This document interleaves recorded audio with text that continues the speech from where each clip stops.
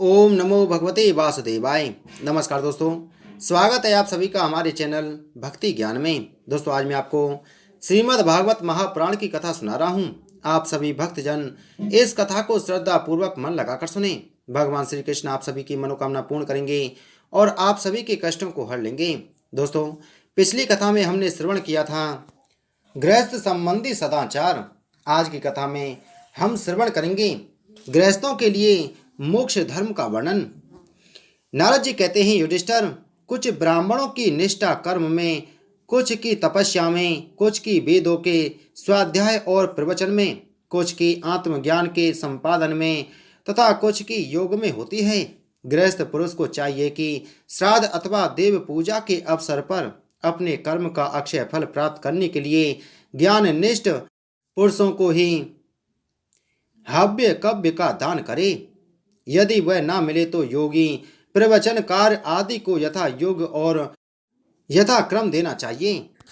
देव कार्य में 2 और पितृ कार्य में 3 अथवा दोनों में एक एक ब्राह्मण को भोजन कराना चाहिए। अत्यंत धनी होने पर भी श्राद्ध कर्म में अधिक विस्तार नहीं करना चाहिए, क्योंकि सगे संबंधी आदि स्वजनों को देने से और विस्तार करने से देश कालोचित श्रद्धा पदार्थ पात्र और पूजन आदि ठीक ठीक नहीं हो पाते। देश और काल के प्राप्त होने पर ऋषि मुनियों के भोजन करने योग्य शुद्ध हविष्यात्र भगवान को भोग लगाकर श्रद्धा से विधि पूर्वक योग्य पात्र को देना चाहिए। वह समस्त कामनाओं को पूर्ण करने वाला और अक्षय होता है। देवता, ऋषि, पितर, अन्य प्राणी, स्वजन और अपने आप को भी अन्न का विभाजन करने के समय परमात्मन स्वरूप ही देखें। धर्म का मर्म जानने वाला पुरुष श्राद्ध में मांस का अर्पण न करे और न स्वयं ही उसे खाए, क्योंकि पितरों को ऋषि मुनियों के योग्य हविष्यात्र से जैसी प्रसन्नता होती है वैसी पशु हिंसा से नहीं होती। जो लोग सधर्म पालन की अभिलाषा रखते हैं उनके लिए इससे बढ़कर और कोई धर्म नहीं है कि किसी भी प्राणी को मन, वाणी और शरीर से किसी प्रकार का कष्ट ना दिया जाए। इसी से कोई कोई यज्ञ तत्व को जानने वाले ज्ञानी ज्ञान के द्वारा प्रज्वलित आत्मसंयम रूपी अग्नि में इन कर्म में यज्ञों का हवन कर देते हैं और वह कर्म कपालों से उपरत हो जाते हैं। जब कोई इन द्रव्यमय यज्ञों से यजन करना चाहता है तब सभी प्राणी डर जाते हैं। वे सोचने लगते हैं कि यह अपने प्राणों का पोषण करने वाला निर्दयी मूर्ख मुझे अवश्य मार डालेगा। इसलिए धर्मज्ञ मनुष्य को यही उचित है कि प्रतिदिन प्रारब्ध के द्वारा प्राप्त मुनिजनोचित हविष्यात्र से ही अपने नित्य और नैमित्तिक कर्म करे तथा उसी से सर्वदा संतुष्ट रहे। अधर्म की 5 शाखाएं हैं: विधर्म, परधर्म, आभास, उपमा और छल। धर्मज्ञ पुरुष अधर्म के समान ही इनका भी त्याग करते। जिस कार्य को धर्म बुद्धि से करने पर भी अपने धर्म में बाधा पड़े वह विधर्म है। किसी अन्य के द्वारा अन्य पुरुष के लिए उपदेश किया हुआ धर्म परधर्म है। पाखंड या धम्म का नाम उपधर्म अथवा उपमा है।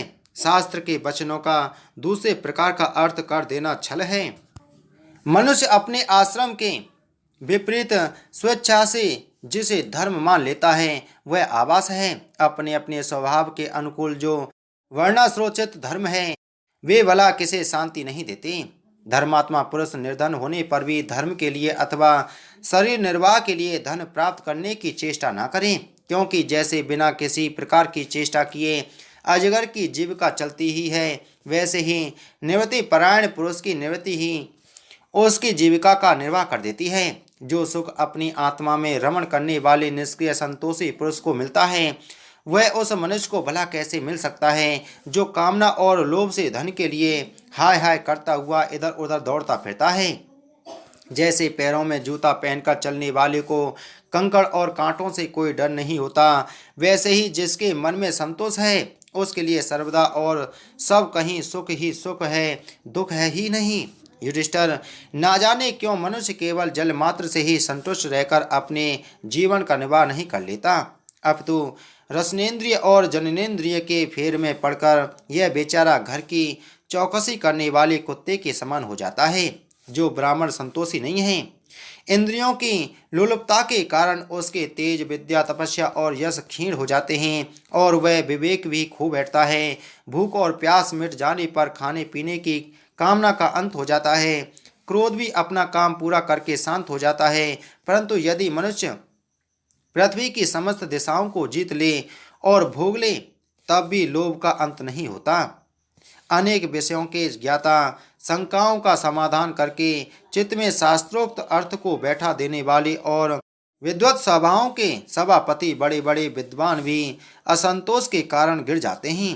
धर्मराज, संकल्पों के परित्याग से काम को, कामनाओं के त्याग से क्रोध को, संसारी लोग जिसे अर्थ कहते हैं उसे अनर्थ समझकर लोभ को और तत्व के विचार से भय को जीत लेना चाहिए। अध्यात्म विद्या के शोक और मोह पर, संतों की उपासना से दम पर, मौन के द्वारा योग के विघ्नों पर और शरीर प्राण आदि को निश्चेष्ट करके सिंहासन पर विजय प्राप्त करनी चाहिए। आदि भौतिक दुख को दया के द्वारा, आदि दैविक वेदना को समाधि के द्वारा और आध्यात्मिक दुख को योग बल से एवं निंद्रा को सात्विक भोजन, स्थान, संग आदि के सेवन से जीत लेना चाहिए। सत्वगुण के द्वारा रजोगुण एवं तमोगुण पर और उपरति के द्वारा सत्वगुण पर विजय प्राप्त करनी चाहिए। श्री गुरुदेव की भक्ति के द्वारा साधक इन सभी दोषों पर सुगमता से विजय प्राप्त कर सकता है। हृदय में ज्ञान का दीपक जलाने वाले गुरुदेव साक्षात भगवान ही हैं। जो दुर्बुद्धि पुरुष उन्हें मनुष्य समझता है, उसका समस्त शास्त्र श्रवण हाथी के स्नान के समान व्यर्थ है। बड़े बड़े योगेश्वर जिनके चरण कमलों का अनुसंधान करते रहते हैं, प्रकृति और पुरुष के अधीश्वर वे स्वयं भगवान ही गुरुदेव के रूप में प्रकट हैं। इन्हें लोग भ्रम से मनुष्य मानते हैं। शास्त्रों में जितने भी नियम संबंधी आदेश हैं, उनका एकमात्र तात्पर्य यही है कि काम, क्रोध, लोभ, मोह, मद और मत्सर, इन 6 शत्रुओं पर विजय प्राप्त कर ली जाए, अथवा 5 इंद्रिय और मन, ये 6 वश में हो जाएं। ऐसा होने पर भी यदि उन नियमों के द्वारा भगवान के ध्यान, चिंतन आदि की प्राप्ति नहीं होती, तो उन्हें केवल श्रम ही श्रम समझना चाहिए। जैसे खेती, व्यापार आदि, और उनके फल भी योग साधना के फल भगवत प्राप्ति या मुक्ति को नहीं दे सकते। वैसे ही दुष्ट पुरुष के श्रौत स्मार्त कर्म भी कल्याणकारी नहीं होते, प्रत्युत उल्टा फल देते हैं। जो मनुष्य अपने मन पर विजय प्राप्त करने के लिए उद्यत हो, वह आसक्ति और परिग्रह का त्याग करके संन्यास ग्रहण करे, एकांत में अकेला ही रहे और भिक्षावृत्ति से शरीर निर्वाह मात्र के लिए स्वल्प और परिमित भोजन करे।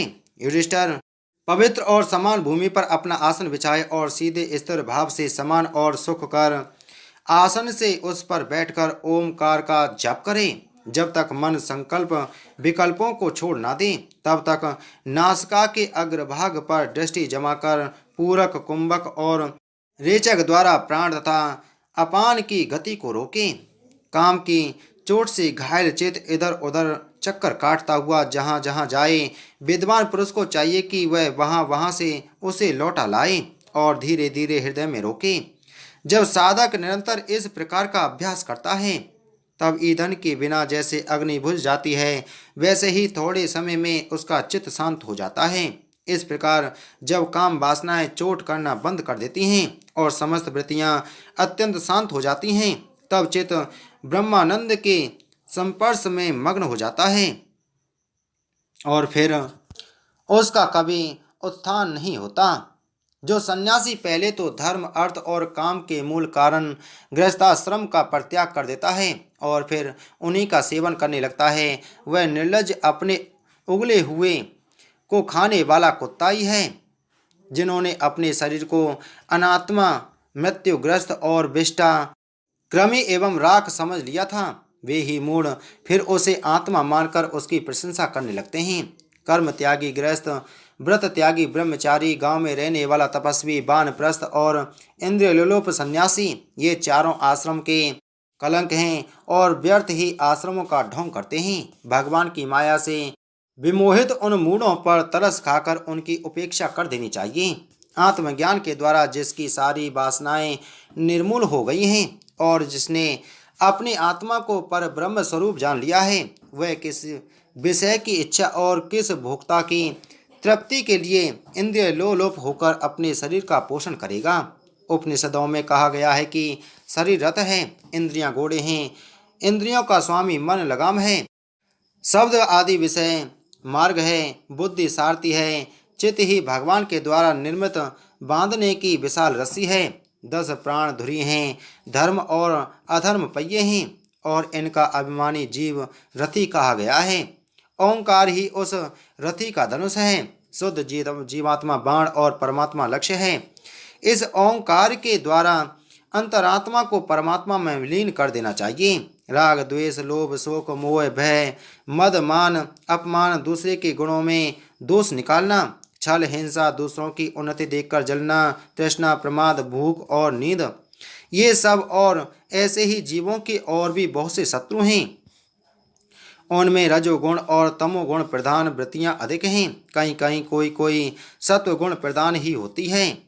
यह मनुष्य शरीर रूप रथ जब तक अपने बस में है और इंद्रिय मन आदि सारे साधन अच्छी दशा में विद्यमान हैं, तभी तक श्री गुरुदेव के चरण कमलों की सेवा पूजा से शान धराई हुई ज्ञान की तीखी तलवार लेकर भगवान के आश्रय से इन शत्रुओं का नाश करके अपने स्वराज्य सिंहासन पर विराजमान हो जाए और फिर अत्यंत शांत स्वभाव से इस शरीर का भी परित्याग कर दे।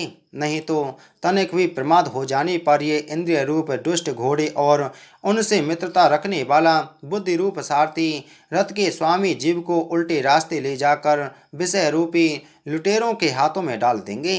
वे डाकू सारथी और घोड़ों के सहित इस जीव को मृत्यु से अत्यंत भयावने घोर अंधकार में संसार के कुएं में गिरा देंगे। वैदिक कर्म 2 प्रकार के हैं। एक तो वे जो राजा वृत्तियों के उनके विषयों की ओर ले जाते हैं, प्रवृत्ति परकर, और दूसरे वे जो वृत्तियों को उनके विषयों की ओर से लौटाकर शांत एवं आत्म साक्षात्कार के योग्य बना देते हैं। निवृत्ति परकर प्रवृत्ति परकर कर्म मार्ग से बार बार जन्म मृत्यु की प्राप्ति होती है और निवृत्ति परकर भक्ति मार्ग या ज्ञान मार्ग के द्वारा परमात्मा की प्राप्ति होती है। शयन याग आदि हिंसा में कर्म, अग्निहोत्र, दर्श, पूर्णमास, चतुर्मास, पशु याग, सोम याग, वैश्वदेव, बलिहरण आदि दिव्यमय कर्म इष्ट कहलाते हैं और देवालय, बगीचा, कुआ आदि बनवाना तथा प्याऊ आदि लगवाना पूर्त कर्म हैं। ये सभी प्रवृत्ति परकर कर्म हैं और सकाम भाव से युक्त होने पर अशांति के ही कारण बनते हैं। प्रवृत्ति परायण पुरुष मरने पर चरु, पुरोडार्थ आदि यज्ञ संबंधी दिव्यों के सूक्ष्म भाग से बना हुआ शरीर धारण कर भूमाभिमानी देवताओं के पास जाता है। फिर क्रमशः रात्रि, कृष्ण पक्ष और दक्षिणायन के अभिमानी देवताओं के पास जाकर चंद्रलोक में पहुंचता है। वहां से भोग समाप्त होने पर अमावस्या के चंद्रमा के समान क्षीण होकर वृष्टि द्वारा क्रमशः औषधि, लता, अन्न और वीर के रूप में परिणत होकर प्रत्ययान मार्ग से पुनः संसार में ही जन्म लेता है।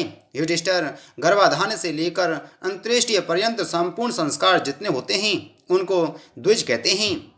उनमें से कुछ तो पूर्वोक्त प्रवृत्ति मार्ग का अनुष्ठान करते हैं और कुछ आगे कहे जाने वाले निवृत्ति मार्ग का। निवृत्ति परायण पुरुष इष्ट पूर्व आदि कर्मों से होने वाले समस्त यज्ञों को विषयों का ज्ञान कराने वाले इंद्रियों में हवन कर देता है।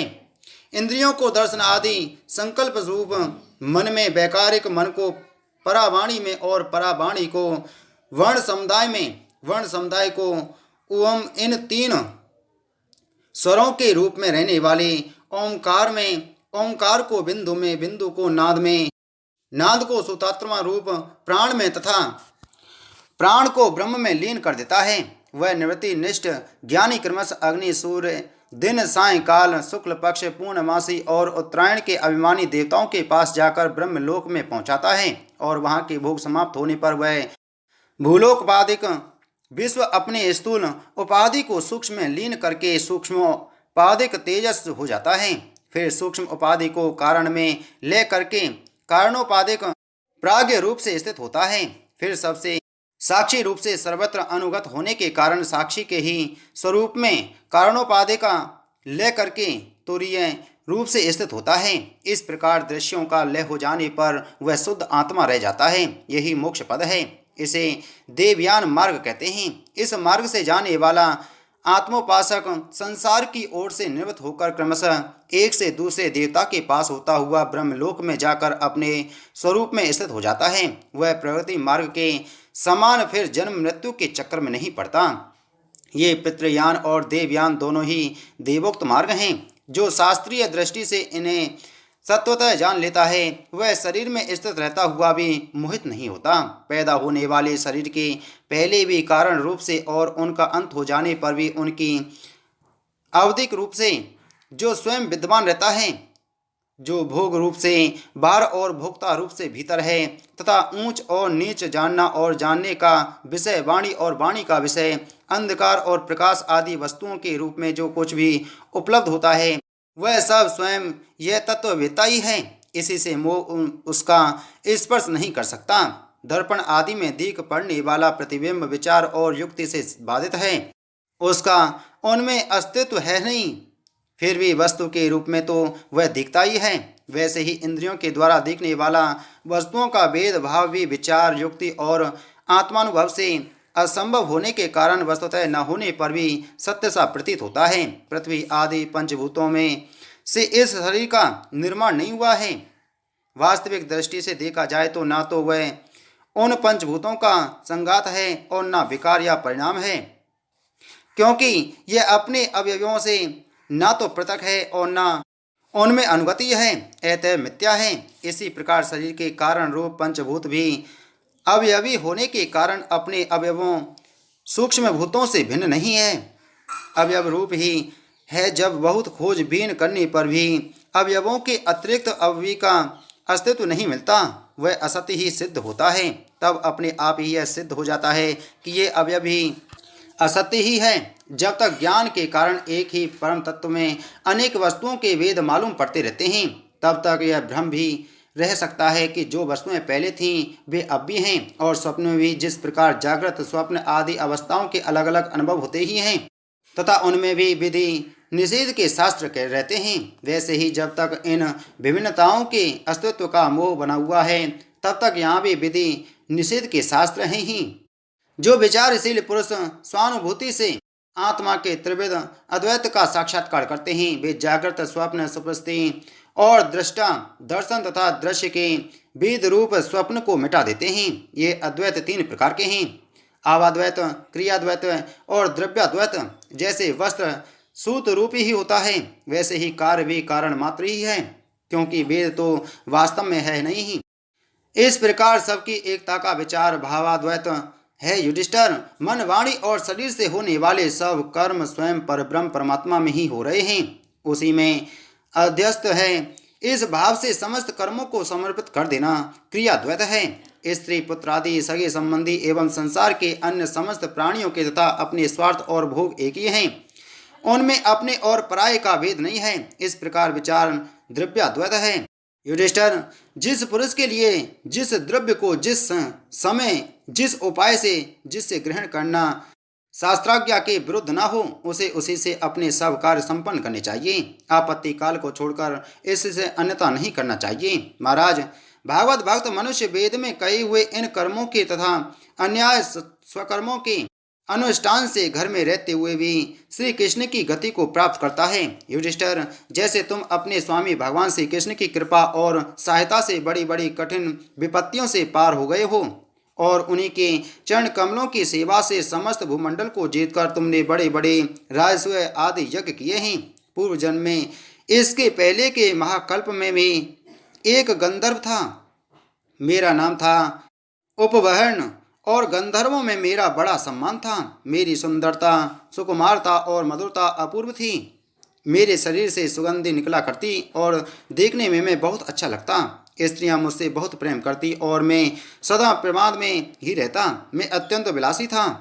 एक बार देवताओं के यहाँ ज्ञान सत्र हुआ, उसमें बड़े बड़े प्रजापति आए थे। भगवान की लीला का गान करने के लिए उन लोगों ने गंधर्व और अप्सराओं को बुलाया। मैं जानता था कि वह संतों का समाज है और वहाँ भगवान की लीला का ही गान होता है, फिर भी मैं स्त्रियों के साथ लौकिक गीतों का गान करता हुआ उन्मत्त की तरह वहां जा पहुंचा।